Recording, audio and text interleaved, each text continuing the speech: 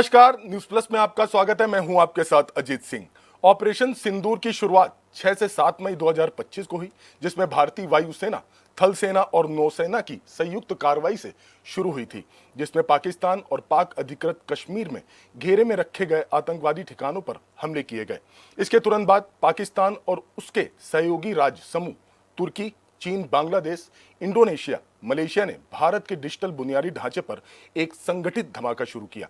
निशाना सबसे अधिक भारत की ऊर्जा और पावर इंफ्रास्ट्रक्चर, सरकारी वेबसाइट जैसे केंद्र, राज्य, रक्षा और एयरपोर्ट कॉलेज रहे। जवाबी कार्रवाई में भारतीय हैकर्स ने भी Indian cyber force, Kerala cyber force structures ने पाकिस्तानी पोर्टल्स, बैंक नेटवर्क और सर्विलांस कैमरों को टारगेट किया। लेकिन अब उनकी ये कोशिश भी पूरी तरह से नाकाम होने वाली है। भारतीय रक्षा साइबर एजेंसी एक बड़ा अभ्यास कर रही है, जिसका नाम साइबर सुरक्षा है। देखिए हमारी ये खास रिपोर्ट।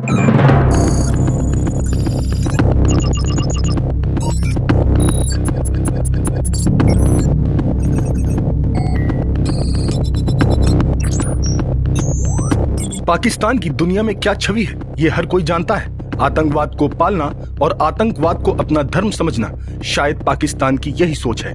पूरी दुनिया में अलग थलग पड़ चुका पाकिस्तान कभी भी अपनी नापाक सोच से ऊपर नहीं उठ सकता, जिसका खामियाजा उसको कई बार भुगतना पड़ चुका है। भारत के ऑपरेशन सिंदूर में चारों खाने चित होने के बाद भी पाकिस्तान सुधरने का नाम नहीं ले रहा है और लगातार भारत के खिलाफ अपनी नापाक साजिश को रच रहा है। पाकिस्तान जानता है कि भारत से युद्ध करके जीतना उसके बस की बात नहीं, इसी के लिए वो अब साइबर अटैक के जरिए भारत को नुकसान पहुंचाना चाहता है। पाकिस्तानी साइबर हमलावर सैन्य वेबसाइट पर अटैक कर रहे हैं, लेकिन अब उनकी ये कोशिश भी पूरी तरह से नाकाम होने वाली है। शायद पाकिस्तान इस बात को नहीं जानता कि ये नया भारत है, ये विकसित भारत है, ये अब ना झुकेगा और ना ही रुकेगा।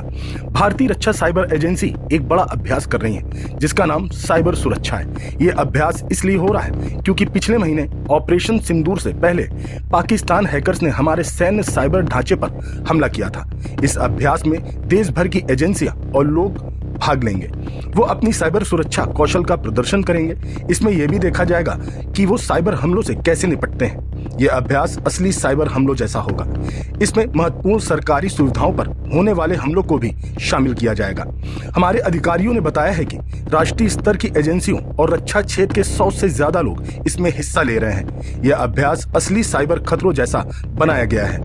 इससे सुरक्षित रहने के तरीकों को मजबूत किया जाएगा, साथ ही लोगों की साइबर सुरक्षा कौशल की भी जांच होगी। यह सब एक खेल की तरह तेजी से होगा।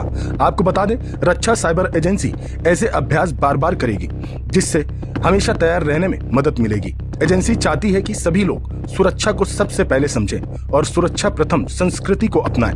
पिछले महीनों पहलगाम में पर्यटकों पर हमला हुआ था, जिसमें हमारे निहत्थे बेकसूर लोगों को पाकिस्तान कायर आतंकवादियों ने मौत के घाट उतार दिया था, जिसका जवाब भारतीय सेना ने इस कदर दिया कि पाकिस्तान की जमीनी बुनियाद पूरी तरह से हिल गई थी। लेकिन इसके बाद भी पाकिस्तानी साइबर हमलावर सैन्य वेबसाइट पर अटैक कर रहे थे, जिसके चलते हमारी सेना ने देखा कि पाकिस्तान साइबर हमलावर लगातार हमारी सैन्य सुविधाओं और वेबसाइटों पर हमला करने की कोशिश कर रहे थे।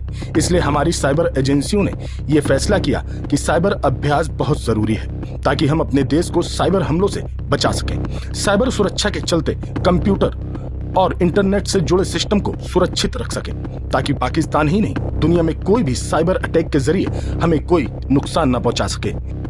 Special desk news plus.